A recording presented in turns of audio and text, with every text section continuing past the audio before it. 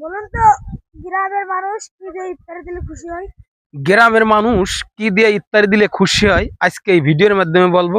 মনে যোগ দিয়ে শুনবেন, ভিডিও ধাক্কা দিবেন না। গ্রামে মানুষ কৃষি কাজ করে, ভ্যান গাড়ি চালায়, এদের পেটে থাকে ক্ষুধা। এদেরকে ডাল ভাত পোল্ট্রি যে কোনো মাংস দিয়ে ভাত দিলেই এরা সন্তুষ্ট। শহর বাজারে মানুষ ফল ফলালি দিয়ে ইত্যাদি দেয়, কিন্তু গ্রামে ফল ফলালি চলে না। অনেক মসজিদে বিরিয়ানি দেয়, বিরিয়ানি 100-র ভিতরে 80% মানুষই অখুশি, কারণ শুকনো খাবার গলাতে যায় না। আর বিরিয়ানিতে খরচ বেশি, খরচ যে কম তা না, কিন্তু বিরিয়ানিতে অতিরিক্ত ক্ষতি।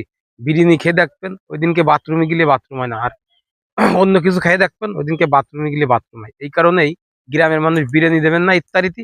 কারণ বিরিয়ানি অনেকে আবার বিরিয়ানিতে ঝামেলা আছে। বিরিয়ানি দিলে কি হয়, দেখা যাচ্ছে কি এটা একজন গোশ পাই না, একজন 5 পিস পায়, ওই মনে মনে সে একটা কষ্ট পায়, মনে মনে গালাগাল দেয় বিরিয়ানি ঠাপাইছে। আর আপনি পোল্ট্রি দেবেন, প্রত্যেকের পাতে দেখা যাচ্ছে 2 পিস করে পড়িছে।